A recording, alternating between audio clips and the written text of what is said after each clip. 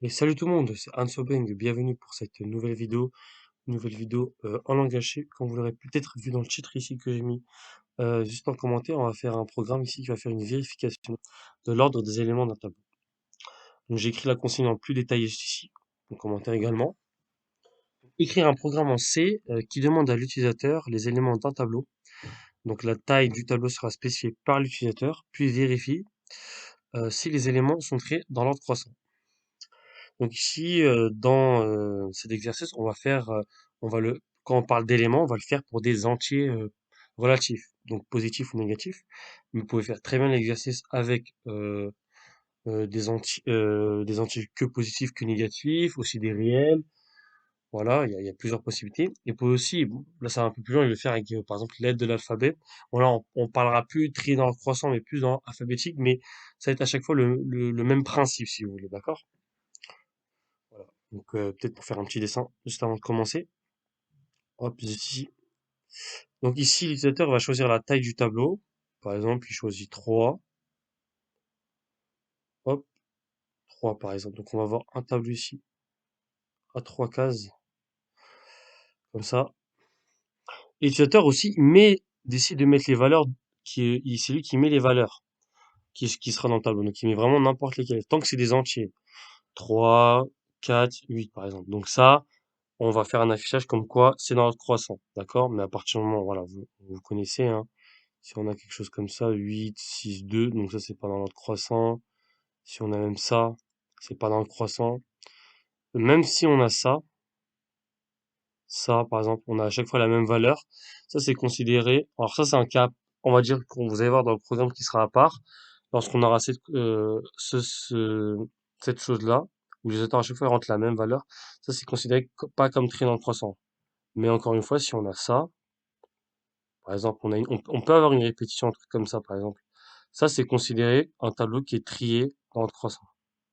D'accord? Voilà un peu l'idée de ce qu'on va faire maintenant dans le programme. Juste ici, hop, on va revenir ici dans notre programme. Donc ici, comme je l'ai dit, on va faire des fonctions qui affichent, qui lient. Donc ça, et bien d'autres choses, des tests. Donc on a besoin de la fameuse bibliothèque include pour utiliser toutes ces fonctions. Studio.h. Hop, là, je l'ai mal écrit. Voilà, studio.h. Je vais mettre un commentaire pour dire à quoi ça sert. Donc c'est pas obligatoire, hein. Ceux qui font le niveau avancé en langage C, ils savent que c'est pas obligatoire. Mais pour ces vidéos, je vais mettre un max de commentaires, d'accord? Parce que en général, justement, ceux qui débutent en langage C mettent ce genre de commentaires. Bien qu'après, on les met plus. Hop. D'ailleurs, petite chose à dire, pour un commentaire, vous pouvez le faire avec, donc c'est ici, dans mon prince, ça présente en marron. Vous pouvez le faire avec le slash, l'étoile, au début et à la fin, de là où vous faire le commentaire. Mais vous pouvez faire aussi comme ça, double slash. Mais ça marche, voilà, ça fait le commentaire, vous voyez bien. Mais ça va faire que sur la première ligne. Regardez ici, par exemple, il y a 3 lignes. Voilà, vous voyez que ça le fait pas sur toutes les lignes. Ça fait que sur la première ligne, là, ça le lit comme du code. Voilà, représenté par le blanc et ici par l'orange, d'accord? Donc voilà. Alors ici, dans cette vidéo, je vais plus faire avec ça. Et bien ici, refermer, regardez. Voilà, le fait qu'on referme pas, même si on pense qu'on a fait un souligne, c'est bon, voilà, ça fait quand même du commentaire ici. Donc, il faut bien refermer à chaque fois, hein. Voilà, là, c'est bon. Donc là, ici, j'ai dit que j'allais faire. Donc voilà, quand vous faites un, vous le faites pour partout. Sinon, après, ça peut être perturbant, d'accord? Voilà. Aussi, qu'est-ce que je voulais dire d'autre? Une autre remarque, c'est que aussi dans les commentaires, même vous allez voir, lorsqu'on va faire des printf, lorsqu'on va écrire des phrases, on va pas mettre d'accent par convention informatique, d'accord? On pourrait le faire, ça exécuterait le programme, mais il se peut que dans certains logiciels, ça ne marche pas, d'accord? D'ailleurs, ici, parce qu'il faut savoir que je le fais sur un site internet. D'ailleurs, c'est quelque chose que je vais pas vous conseiller de faire. Je vous conseille de le faire sur un logiciel, vraiment. Vos blocs de code, tout ça, vos compilations, tout ça, c'est beaucoup mieux. En plus, vous apprenez d'autres fonctionnalités. Ici, on a juste appuyé sur un bouton et ça compile, s'exécute, alors que en faisant sur un logiciel, vous allez apprendre à compiler, à exécuter, d'accord? Voilà, donc c'est mieux. Hop, ici, je vais rajouter un commentaire parce que il existe d'autres bibliothèques. telles que la bibliothèque pour les maths, qui fait appel à des fonctions telles que l'exponentielle, le logarithme, ou encore des bibliothèques pour les chaînes de caractères, par exemple. Donc ici, je vais mettre, c'est pour en fait dire ce qu'on, notre commentaire sur les bibliothèques, donc déclaration de fonctionnalité. Donc à quoi ça sert en fait? L'idée supplémentaire. Hop, voilà. Et là, on peut commencer. Donc, il est accompagné de la fonction principale. Je mets direct le commentaire. Comme ça, c'est fait. Principal. Je referme là. Sa fameuse la fameuse fonction main ici. Hein, d'accord? Qui prend en argument rien. Donc, vous pouvez mettre void qui signifie vide ou ne rien mettre. Ça change rien. Je vais mettre le mot void comme ça. On va dire c'est un peu mieux. Enfin, c'est pas mieux. C'est pas mieux. C'est la même chose. Hein, mais on aime, visuellement, certains aiment le voir quoi. Accompagné du return 0 qui marque aussi, attention ici, hop, la fin du programme. Ok. Donc là, on a tout pour commencer. Ça y est, là, on commence. Donc ici, on va déclarer un tableau d'entiers. On va y mettre des entiers. Donc pour déclarer un tableau, c'est int pour dire son type, donc son nom, tab, et on va lui mettre ici le nombre de cases qu'il va avoir. Donc là, c'est pas le nombre de cases que l'utilisateur aura choisi. Ça correspond en fait, si vous voulez, à la taille maximale du tableau. D'accord? L'utilisateur, en gros, quand il va rentrer à taille, il pourra pas dépasser ce chiffre. D'ailleurs, même ce qu'on pourrait faire, pour mieux comprendre ça, on pourrait faire ça, mettre un petit define, donc hashtag define, hop, et à mettre le en nom, donc là, on le met en majuscule en général. Donc je vais appeler timeMax et je mets 250. Donc là, j'ai déclaré une constante dans mon programme, donc qui est pas dans déclaration de fonctionnalité supplémentaire. Alors ça, c'est dans un autre commentaire qui s'appelle, qui est, qui sont les déclarations des constantes, les types utilisateurs, tels que voilà, les booléens, etc. Voilà, là, je généralise hein, en mettant ce commentaire-là. C'est comme pour celui-là là-haut, d'accord? Utilisateur, utilisateur, voilà. Ouais, je l'ai mal écrit. Voilà, utilisateur. Voilà. Et ici, hop. Donc là, c'est ma constante ici. Et plutôt que de mettre ça où on a un chiffre, on comprend pas forcément ce que ça signifie, moi je pense que c'est mieux de mettre ça. Bah ouais, j'ai augmenté la taille ou là sans faire exprès. Euh, voilà, hop, je sais, excusez-moi. Ok, plutôt que de mettre, je reviens, excusez-moi. Le nombre, on comprend pas, c'est mieux de mettre ça. Voilà, comme ça on comprend. Voilà, taille max. Et ici on a l'explication, donc qui est la valeur de taille max ici, pour dire que c'est la taille maximale que l'utilisateur lorsqu'il va rentrer à taille. Et donc il faut bien évidemment la variable taille ici. Hop, on peut même mettre en commentaire encore. Donc là, c'est, on va dire les commentaires basiques ici que je mets depuis le début, lorsqu'on débute le langage, c'est d'accord? Donc c'est déclaration et initialisation des variables. Hop, voilà, nickel. Ok, bah là je vais commencer. Donc je vais faire un petit printf pour faire l'affichage. Je vais dire, hop, entrée, pour dire que l'utilisateur va devoir entrer. Entrer la taille du tableau. Entrer la taille du tableau. Hop, point virgule, ici c'est une instruction, on fait accompagner de son scanner. Voilà, donc %d, ça veut dire que le scanner va lire que les entiers, et on lui met l'adresse de taille, la variable. Voilà. Donc là, je pourrais m'arrêter là et passer à la suite. Donc là, la rentrée à taille, je remplis, après je remplis mon tableau. Mais je pourrais faire autre chose, rajouter des choses facultatives qui sont pas obligatoires, mais je vais les mettre. C'est de mettre un do while. J'ai expliqué pourquoi, hein. N'hésitez pas. Je vais d'abord l'écrire. Un petit do while, donc do while qui veut dire répéter tant que taille inférieur à 2.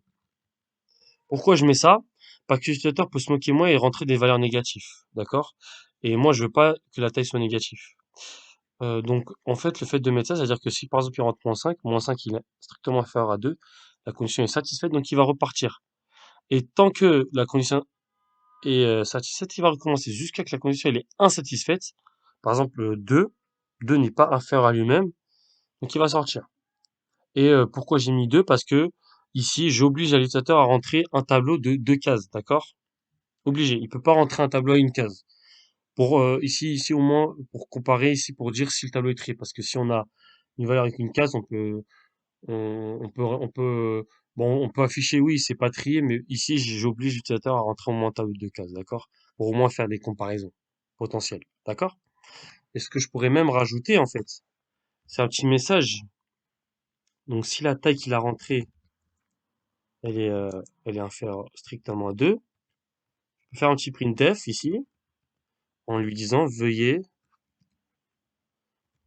entrer saisir plutôt on va mettre saisir une taille supérieur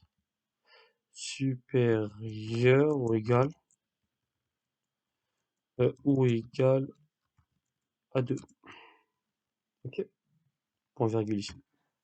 Voilà, allez, je peux même faire une petite exécution. Si je rentre moins 7 par exemple. Après il me fait ça. Oui, ah oui, parce qu'en vrai, oui, il faut que je mette, oui, je vais mettre des retours à la ligne ici. Ah ouais, il faut que je stoppe le programme, sinon ça marche pas. Oui, je vais mettre en fait ici des sauts de ligne ici. J'en mets 2. Donc ça, anti/n, ça veut dire retour à la ligne. Et j'en mets 2 retours à la ligne. Regardez comme ça, beaucoup plus propre. Peut-être pas un nombre comme ça. Bon, 7 par exemple. Voilà. Et là, il me dit veuillez saisir une taille supérieure ou égale à 2. Et tant que je rentre une phare qui ne satisfait pas cette phrase, bah, et ça va recommencer jusqu'à ce que je rentre 2 par exemple. Et là, c'est bon. Bon, après, il y aura la suite du programme ici. Ok. Revenu ici. Donc là, c'est bon. Là, il a rentré la taille. Maintenant, on va remplir le tableau. Alors, juste avant, je vais faire un petit saut de ligne. Voilà, comme ça va rendre le final beaucoup plus propre. Donc, je vais faire encore un printf. Hop, je vais dire qu'il va remplir le tableau. J'annonce, en fait, je fais une annonce. Donc, remplissage du tableau 1. Du tableau 1, pourquoi je l'appelle tableau? Du tableau. Tableau, je referme comme ça le crochet que j'ai mis. Donc, ça, c'est de la déco, hein, ne voyez pas ça comme quelque chose à mettre. Vous pouvez très bien les enlever juste en affichage, d'accord? Faut pas s'inquiéter là-dessus. Le point virgule. Et là, on va remplir notre tableau. Donc, en C, c'est du classique. Ceux qui sont en avancée, ils savent déjà comment faire. C'est une boucle for, donc qui part de i à 0, qui représente la première case. I va jusqu'à donc taille. Ici, elle s'arrête avant taille en fait, parce que comme je l'ai dit, on commence à 0. Donc ça, si par exemple la taille c'est 4, ça va faire 0, 1, 2, 3. Et donc 4, ça va remplir 4 valeurs. Donc, attention à ce piège-là. On incrémente à chaque fois i de 1. D'accord? Donc i vaut 0, après il va passer à 1, puis à 2, puis etc., etc. Selon la taille. Hop. D'ailleurs, ce qu'on pourrait même faire ici, on n'est pas obligé de mettre ça, on peut aussi mettre i inférieur ou égal à taille moins 1. Ça c'est une possibilité. Peut-être si vous n'avez pas compris, voilà. Ça marche aussi. Voilà. Mais là, je privilégie pour ça. Voilà. Et là, on fait un petit printf. Un petit printf. Hop là.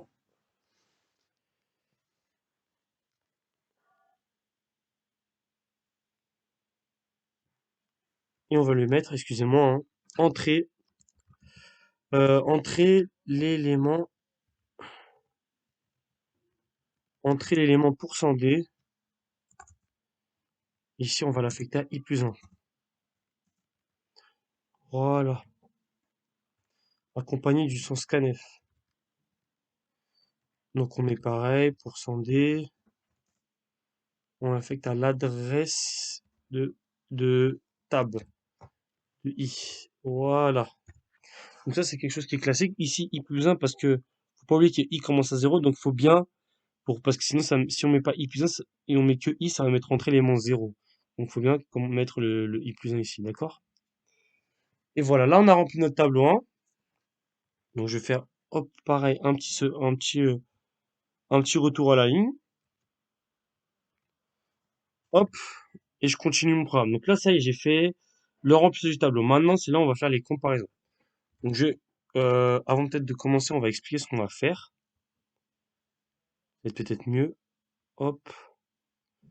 Donc ici, là, par exemple, l'utilisateur, il a rentré une taille qui vaut 4, par exemple. Ici, j'ai mon tableau, j'ai 4 cases comme ça. Et l'utilisateur, il a rentré 3, 6, 7, 8. Donc là, c'est croissant dans ce cas-là. Et en fait, ce qu'on va faire, c'est un programme qui prend la première case et qui la compare avec la suivante. Puis, après, qui prend cette case, qui la compare avec la suivante. Et enfin, qui prend cette case, donc l'avant-dernière, et qui la compare avec la dernière case. Voilà ce qu'on va chercher à faire. Et en fait, faut rappeler quelque chose. On va avoir cette condition-là, où on a par exemple 4, 5, 5, 5, c'est considéré, pardon, comme croissant, d'accord? Dans l'ordre croissant ici, d'accord? Et donc, il y aura un cas particulier, en fait, où l'utilisateur rentre à chaque fois les mêmes valeurs qu'il faudra faire à part. Et vous allez comprendre pourquoi. Là, vous comprenez peut-être pas tout de suite, mais vous allez voir lorsqu'on va faire le programme, pourquoi on va faire ce cas, le fait de ce fameux cas particulier, d'accord? On revient ici. Donc, on fait une boucle for. Hop, i va parcourir le 0, le premier élément. Mais i va s'arrêter à l'avant-dernière, en fait. À taille moins 1 ici. D'accord? I plus plus. Peut-être vous comprenez pas le fait qu'on s'arrête à l'avant-dernière case, parce que comme je l'ai dit dans l'exemple, on compare l'avant-dernière case avec la dernière case. Et en fait, ce qu'on va faire, hop, ici, je vais faire en fait un petit if. Si, donc là, on commence par le cas, on va dire particulier, où l'utilisateur rentre que les mêmes valeurs. Donc si tab en fait de i est égal à tab en fait de i plus 1, et vous voyez bien ici avec ça qu'on parcourt toutes les cases. Voilà. Là, même quand on arrive à la fin, là on va avoir l'avant-dernière en fait ici. Notre i va parcourir l'avant-dernière avec le i plus 1 qui est la dernière case, d'accord? Donc vous voyez que voilà pourquoi j'ai mis en fait taille moins 1. Il vient de là en fait le taille moins 1. Donc si ça, on va faire en fait, on va compteur plus plus. Alors compteur c'est une variable plus plus. Ici je l'ai pas déclaré. Donc il faut non seulement la déclarer compteur et aussi l'initialiser à 0. Très important. Voilà. Et là compteur va augmenter. Ok. Voilà. Et en fait, qu'est-ce que je vais faire ici? Je vais faire un petit if. Si ma variable compteur elle est égale à taille moins 1, qui correspond taille moins 1 ici, c'est le nombre en fait de comparaisons qu'on fait. Alors peut-être que je l'ai pas expliqué, je vais vite fait revenir sur le tableau blanc. Par exemple, donc taille il vaut 4, par exemple, j'ai un tableau ici de 4. Et en fait, taille moins 1, c'est la variable compteur, ça va être le nombre de comparaisons qu'on a fait en fait. Donc là, 3, bon, on s'en fiche, on va dire des valeurs. Et là, vous voyez qu'on compare ces deux-là. On compare ça et on compare ça. Et là, il y a combien de comparaisons? Il y en a une, 2 et 3. Et en fait, là, notre tableau, il vaut 4. 4 qui représente la taille. Et en fait, taille moins 1, ça fait 3 ici. Et ça correspond, voilà, à ça. Donc, c'est le nombre de comparaisons qu'on fait. D'accord? Voilà, pour que ça paraisse clair. Revenons au programme maintenant. Hop, ici, donc, si on a cette condition qui est satisfaite, on va tout simplement afficher un message. On va faire, ouais, peut-être pas. Alors, je vais peut-être, parce que là, on voit, ouais. Hop, voilà, on va faire ça. On va faire un petit printf et on va tout simplement dire le tableau, tout simplement, le tableau n'est pas trié dans l'ordre croissant. Tout simplement, l'ordre croissant. On peut faire un petit retour à la ligne. Alors ici, le retour à la ligne, il va servir à rien, mais ceux qui font ça pardon, ceux qui font ce programme dans un logiciel, ça va vous servir. Pour après réexécuter après, pour faire exécuter autre chose. Et on fait le return 0, et voilà. Donc ça, on a fait le cas où toutes les cases ont les mêmes données. D'accord? Voilà. Ça, c'est le premier cas. Et après, on a un deuxième cas. On a if. Donc là, le cas où là, c'est dans le croissant. Donc si, alors peut-être pour gagner du temps, là, je peux prendre la même chose parce que chaque fois, ça va être ça. Et là, si on va mettre plutôt super ou égal. Donc super ou égal. Le égal est très important, en fait, ici.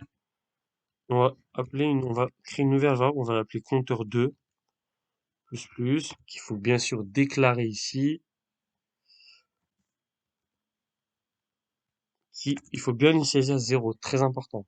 Sinon, ça fonctionne pas. Voilà, et on va faire un nouveau test, en fait, et là, on va faire, hop, on va le faire juste ici. Donc, c'est la compteur, pareil, 2. Et là, on va faire tout simplement, on va faire un printf. Alors, peut-être pour gagner du temps, je vais prendre ça, en fait. Attends, le tableau n'est pas, ouais, j'ai pas, pourquoi j'ai mis, n'est pas ici, hein. Créé dans l'ordre croissant. Voilà. Et voilà, le tableau, ici, il est trié dans l'ordre croissant. D'accord? Donc ça, voilà. Donc voilà, ici, on compare à chaque fois la première case. Est-ce qu'elle est supérieure ou égale à ça? Si oui, on compte, on compte. Et du moment qu'on a, à partir du moment où on a ce test-là échoue, on rentre pas dans ce if-là, ça veut dire qu'il y a au moins une valeur qui est plus grande que les autres. Et après, bah, le nombre de fois que c'est supérieur ou égal, on va voir si c'est égal au nombre de comparaisons totales, ou le nombre de fois c'était inférieur ou égal. Et si c'est le cas, pour, on va dire pour partout ou égal, bah, c'est-à-dire que ça sera dans le croissant. Dans le cas contraire, là, j'ai juste à mettre un else. Ça voudrait dire ici que on va en fait faire juste ça.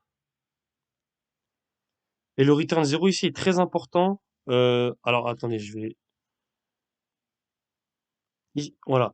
En fait, pourquoi ici j'ai mis directement return 0 et pas là? Parce qu'en fait, quand je mets, imaginons que je rentre un tableau où c'est les mêmes données. Il va satisfaire cette condition. Il va compter ici. Et si je mets pas de return 0 là, c'est-à-dire qu'il va afficher ça et il va aussi afficher ça, d'accord? Donc vous voyez que ça marche pas. Et là, vous voyez que là, le programme fonctionne. Je vais exécuter. Donc je rentre une taille, je rentre par exemple 4. Je fais un exemple normal. Donc déjà 1, 2, 3, 4. Voilà. Vous voyez que ça marche très bien. Le tableau est très dans le croissant. Si je rentre la même valeur à chaque fois, le tableau n'est pas très dans le croissant. Ça marche. Il n'y a pas de problème. Alors je vais réexécuter. Alors j'attends juste que ça part ça. Hop, je fais encore 4. Donc je vais faire un autre exemple 4, 3, 2, 1. Le tableau n'est pas très dans le croissant. Vous voyez que ça marche très bien. Et je peux encore faire 4. Je peux faire par exemple je peux faire 1, 2, 3 et 3. Je répète le 3. Et vous voyez que ça marche parfaitement, le tableau de triangle croissant. Voilà, je peux faire plein de choses comme ça. Bon, j'ai fait pas mal d'exemples là. 6, 5, 4, 3. Je vais peut-être pas faire ça en fait, je voulais faire une répétition. De toute façon, vous voyez que ça marche. Hein. 5, 4, 3, 2, 3, ouais, voilà. Et vous voyez que le programme marche, il n'y a pas d'erreur. Et ça marche. Et même ce qu'on pourrait faire pour le compléter, donc là c'est le bonus de la vidéo. Là on a fini le problème, là en fait on a répondu à la question. Alors non, excusez-moi, en fait on a fini, mais ce que j'ai pas fait ici, là, vous voyez ici depuis le début j'ai mis des commentaires ici qui sont facultatifs. Là on va mettre les commentaires qui sont vraiment nécessaires pour l'utilisateur. Donc ici je peux mettre un premier commentaire là. Je peux mettre tout simplement,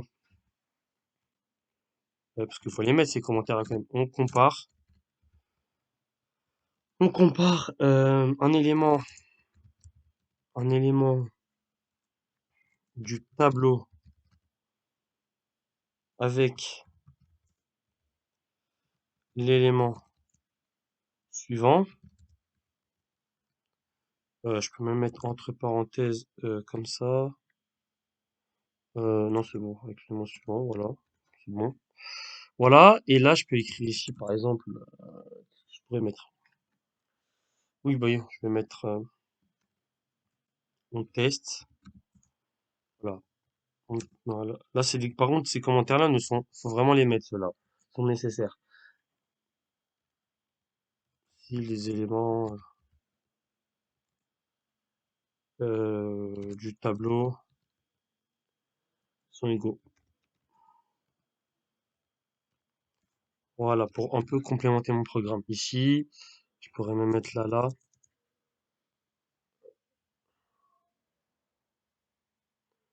Ouais, je peux mettre. Ouais, bah en fait, je peux mettre la même chose. Sauf que, enfin, non, c'est pas la même chose. On teste si les éléments du tableau sont croissants. Ici, hop, croissants. Voilà. Sinon, ils sont décroissants. Et voilà. Là, ça, c'est les commentaires, voilà. Ça aide à mieux voir les choses, m'expliquer les choses. Ici. Et du coup, voilà. Donc là, on a répondu au problème ici. Et vous voyez que tout l'exemple qu'on a fait, ça marche. Alors, le petit bonus ici, pour rendre meilleur notre programme, on peut faire. Donc là, c'est la partie bonus. Là, on a répondu au problème. On pourrait dire, est-ce que si on écrit par exemple 4, 3, 2, 1, ça affiche le tableau et dans l'ordre décroissant. Bah, pour ça, il faut juste tout simplement rajouter encore une variable qui va compter ici, une troisième. Donc, en fait, je peux me faire copier-coller ici, faire quelque chose comme ça, et juste en changeant ici, en mettant ça, et c'est encore un compteur, une nouvelle variable ici. Je peux l'appeler compteur 3 d'ailleurs, que je déclare ici, bien sûr.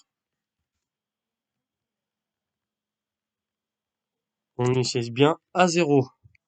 Voilà, et je peux faire ça, et je peux refaire du coup là, ici à la place de mettre ça, je vais mettre euh, un else if pour rajouter quelque chose en fait. Et là, je vais parler de mon compteur 3 est égal à taille moins 1. Voilà. Ça affiche le tableau et créé dans l'ordre décroissant. Donc ça, c'est le cas. Le tableau n'est ni trié. Ça va changer ça. Du coup, ça va être le tableau n'est ni trié. Parce que si on a un tableau pareil, ni trié dans l'ordre croissant et ni trié dans l'ordre décroissant. Voilà, je peux faire ça. Donc soit le tableau n'est ni trié là, soit là. Et là, je refais un else. Et j'avais juste à recopier mon printf là. Voilà, là on a rendu encore meilleur notre programme. Là ils vont nous dire soit il est croissant, soit il est décroissant, ou soit il est ni croissant ni décroissant. Ouais, attendez. Soit il est croissant, soit il est décroissant, soit il n'est ni croissant ni décroissant. Voilà, c'est ça, c'est ce que j'ai dit en fait. Et vous voyez que ça marche parfaitement bien. Hop, ça marche aussi, hein. On va changer, on va mettre 6 par exemple. Je commence par rentrer que des 3. Voilà. Le tableau n'est ni trié dans l'ordre croissant, ni trié dans l'ordre décroissant. Nickel, c'est exactement ça.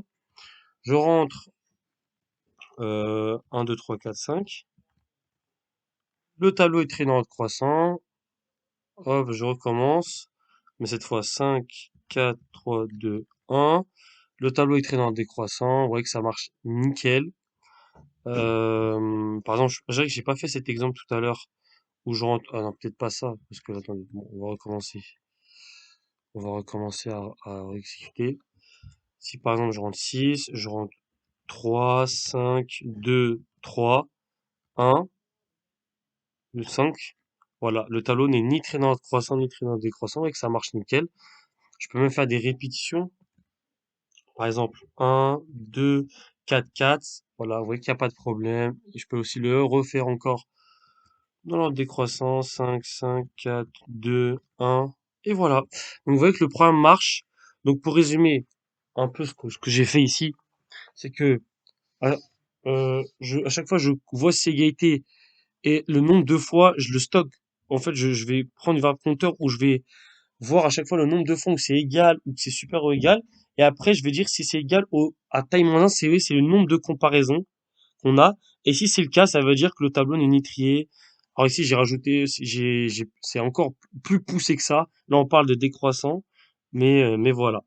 Et donc, de toute façon, Je mettrai ce programme dans la description et on va marquer ici la fin de la vidéo. Donc j'espère que la vidéo vous aura plu. Si c'est le cas, n'hésitez pas à mettre un pouce bleu et n'hésitez pas aussi à vous abonner à la chaîne et on se retrouvera pour de prochaines vidéos.